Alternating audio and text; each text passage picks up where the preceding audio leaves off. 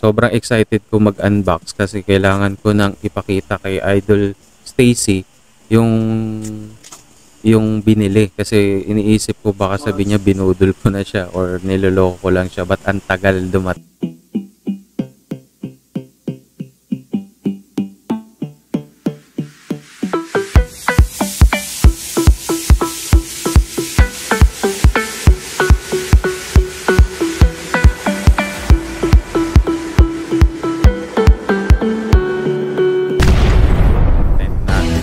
Ay unboxing ng ating gaming chair at sponsored by none other than Idol Stacy Monleon. Kaya po yun, mega shout out sa ating sponsor Idol Stacy Monleon. Sponsorship for price na ating game chair, which is very comfortable at malaking bagay lalo sa mga nagla-live stream, sa mga nag-online class teachers na katulad ko. Malaking bagay, kaya malaking blessing po itong binigay ni Idol Stacy Monleon. Hindi ako magsasawa na lagi siyang i-promote, lagi siyang i-flex, lagi siyang i-shout out dahil sa binigay niyang malaking blessing sa akin. Tunay nga naman siya ay hulog ng langit. At for the record, yung 12,500 na binigay niya sa akin ay ang pinakamalaking perang natanggap ko sa isang stranger. Kumbaga, hindi ko naman sinasabing hindi ko siya kaibigan, stranger lang siya, pero hindi pa kasi kami talaga ganun matagal magkakilala nung binigyan niya ako ng merong halaga. So talagang milagro, no? Masasabi natin milagro yun nangyari. So, sino nga ba naman to? Si Idol Stacy Monleon. Siya po ay under ni Idol Jonar Solid. Yan, mega shoutout Idol Jonar. Saka sa team Jonar Solid, sa mga kapatid natin dyan. Mega shoutout sa inyo. Bakit ba ako binigyan ni Idol Stacy ng upuan? Napansin niya or na-observe niya na very supportive ako sa mga kaibigan natin during mga grand live stream. Nandiyan si Madam Joanna na malaki rin yung utang na loob ko, pero may separate video ko for that. Usually pag may mga grand live stream, nagpo-post ko ako, sumusuporta ako, sumasama lagi ako kay Idol na it takes mga more than 8 hours. Imagine, paluktot na minsan yung upuan ko. So, napapanood ni Idol Stacy na medyo siyempre nahihirapan din ako. Tapos, maraming mga grand live stream yung sunod-sunod. Nandiyan yung kay Madam Michelle Wanderer, Madam Vilma Wenceslao, tapos kay Madam Irene, kay Boss Anak Miskin, kay Boss Naldi. So, ang daming mga grand live stream na talagang nangangawit na yung likod ko. So, nung una, biruan lang na sabi yung Idol Stacy, ano bang kailangan mo? Ibibigay niya kahit anong gusto ko na i-request. So, ako naman, ang talagang kailangan ko talaga, webcam. Itong webcam na to ay sponsored by Madam Joanna. And syempre, itong upuan. So, sabi ko, bakit hindi ko biruin si Idol Stacy na bigyan ako ng upuan. So, nung una, ano lang siya, biruan lang. Sabi naman ni Idol Stacy, magkano ba yung budget dyan? So, nung sinabi ko yung presyo, sabi ko 12,000 Idol. Sabi ko, siguro kahit kalahati ka ako, sagot ko na yung kalahati, ikaw na yung bahala sa kalahati. Maitawid lang yung gaming chair na to kasi kailangan ko na talaga. So, walang patumpik-tumpik, bigla na lang siyang nagsabi na sagot niya na daw, siya nang bahala. Tapos paulit-ulit yun. Nung una, nahihiya na talaga ako. Pero pinipm niya talaga ako na, Idol, kailan ka pa bibili ko? Papadala ko na yung pera. Actually, 12,000 lang yung kailangan. Pero ang binigay niya ay 12,500. Pinasobrahan niya na yung pera para meron para sa delivery. So, sa mga small YouTubers yan, ang tip ko lang siguro, huwag kayong mag-focus dun sa dami ng subscriber. Hindi yan paramihan ng subscriber. No, quality versus quantity ng mga tunay na kaibigan, no? So, i-treasure nyo yung mga bawat kaibigan na kakasalamuhan nyo at siguradong magiging successful po kayo sa YT. Yung mga kaibigan na tunay, i-treasure nyo. Huwag po kayo magmadali na madami subscriber kasi hindi po talaga yan paramihan ng subscriber. So, kung talagang marunong po kayo makisama, marunong po kayo sumuporta sa mga kaibigan nyo, meron dyan talaga isa na magiging tutulungan ka, no? May papadala ang Diyos dyan na itatouch para tulungan ka. So, sa mga baka sabihin sana all, napakaswerte ko naman na yun, meron mga ganyan.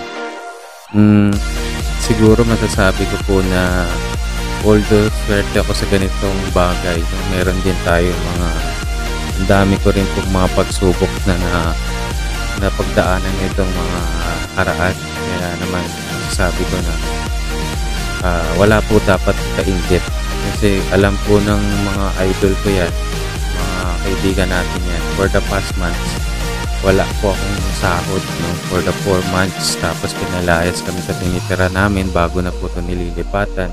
Mga kaibigan din po natin sa apo ni Lolo yung tumulong sa akin para magkaroon ng mag-raise ng fund para meron po kaming malipatan. So malaki po yung utang na loob ko sa YT World. Dito ko nakikilala yung mga talagang pinapadala lang ni Lord, no, para tumulong sa akin during ng pandemic. And ngayon po, although nakabalik na ako sa trabaho, wala pa ako 1 buwan. Hindi pa po ako nakakaahon talaga. No? Lubog pa rin po ako sa utang. Dami ko pa rin utang na babayaran. Hindi pa po ako sumasahod sa YT. Malaking bagay po sana yun para makapagtawid ng mga utang. So, itong mga ganitong mga bagay ay talagang pinagpapasalamat ko. And lahat ng mga sumuporta sa akin, sa mga kaibigan ko from the start, Team Adonis, mga apo ni Lolo, Team Jonar Solid, Team Chocolate, Team Architect, Team IMSS, Invaders, Segats Vlog.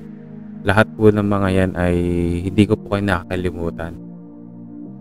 Swear to God. Medyo naging busy lang po ako nitong past kasi online class na bumalik na. And syempre kailangan mag-dedicate ako para ma-bless po ako. So, iba na yung takbo natin ngayon. Medyo back to normal na kasi. Pero as much as possible, magpo-post pa rin po ako ng mga videos para naman po may makakasya. So ito na nga, di na natin patatagalin. Ito po yung aking unboxing ng ating gaming. Ito po yung araw na dumating yung box. Medyo malaki na. Fairness, malaki yung box. So, sobrang tuwa ako yan. Sobrang excited.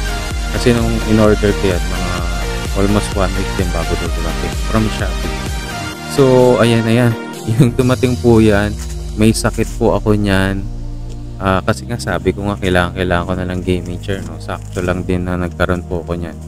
Na nagkaroon ako ng sakit sa likod. Dahil overexposure sa pagpupo na nakabaloktot. So, may sakit ako niyan actually. Nabinat ako niyan nung gabi na yan. Tumakas lang ako galing sa kwarto sa taas. Bumaba ako. Sobrang excited ko mag-unbox kasi kailangan ko nang ipakita kay Idol Stacy yung binili kasi iniisip ko baka sabi niya binudol ko na siya or niloloko ko lang siya, ba't ang tagal dumating. So nung dumating yan, syempre yan, tuwan-tuwa po ako. Tapos yung ano niya naman, mabigat, sobrang bigat po ng gaming chair. Hindi mo siya basta mabubuhat na basta-basta.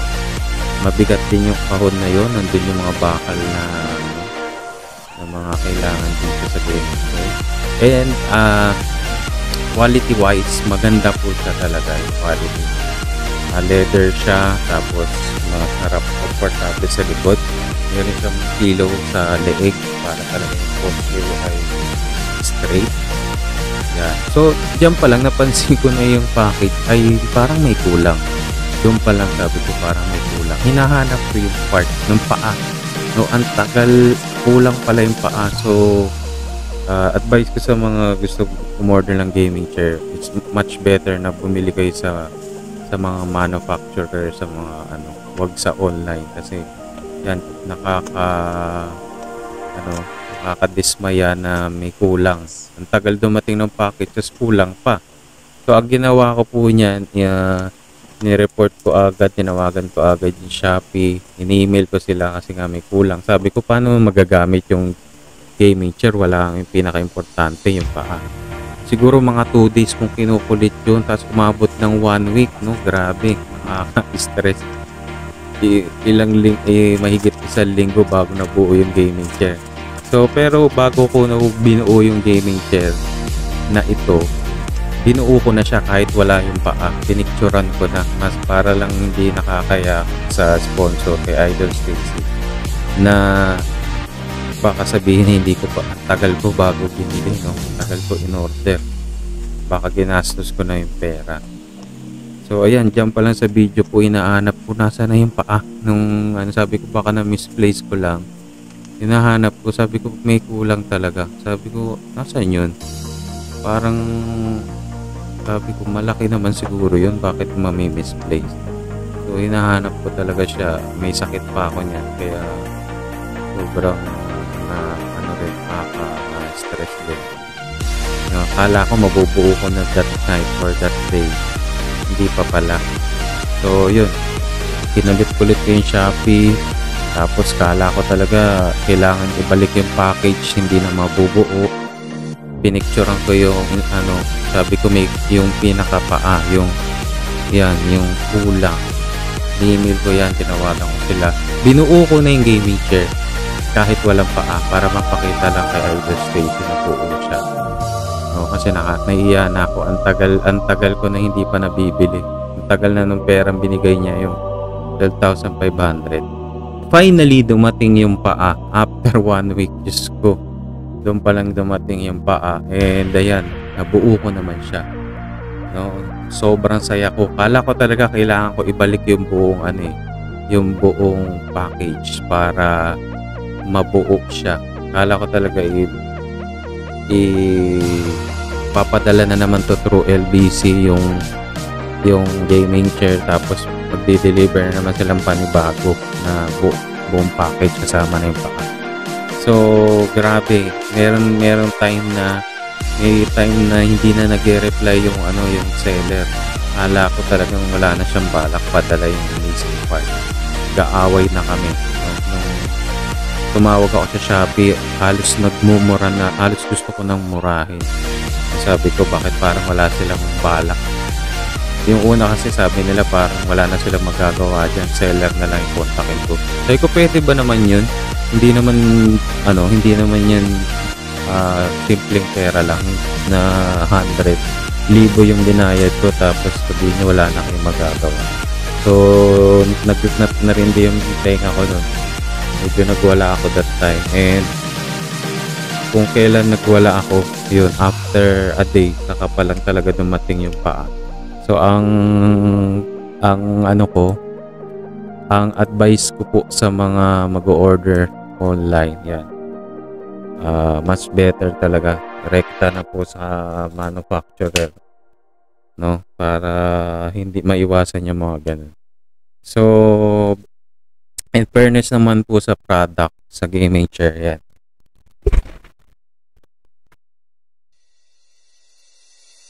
Very comfortable po siya. Yan, meron po siyang footrest. Pwede kang humiga, no? Pwede kang matulog po dito. Sarap sa likod. Hindi ka po mangangawit kahit ilang oras ka nakaupo. Tapos meron siyang lower pillow, ang batawag dito sa pinaka-ilalim. Nakasupport siya sa parang spinal cord mo sa likod para talagang naka po yung posture. So, malaking bagay po ito sa mga matagal talaga naka-expose sa live stream sa mga computer, at ang nature lang work nyo ay ayun po talaga. So, ayun po. Thank you po sa panonood. And, yun. Treasure nyo lang po yung mga kaibigan nyo. Meron yan matatouch kita hipuin ni Lord para padalan po kayo na mga ganyang blessing. So, thank you so much, Idol Stage Simulayon, from the bottom of my heart. Maraming salamat, Idol. At nawa lagi ka pang i-bless, lalo ka pang i-bless ni Lord. Hindi man financially, but all areas lang buhay mo. Thank you, Idol. God bless so much.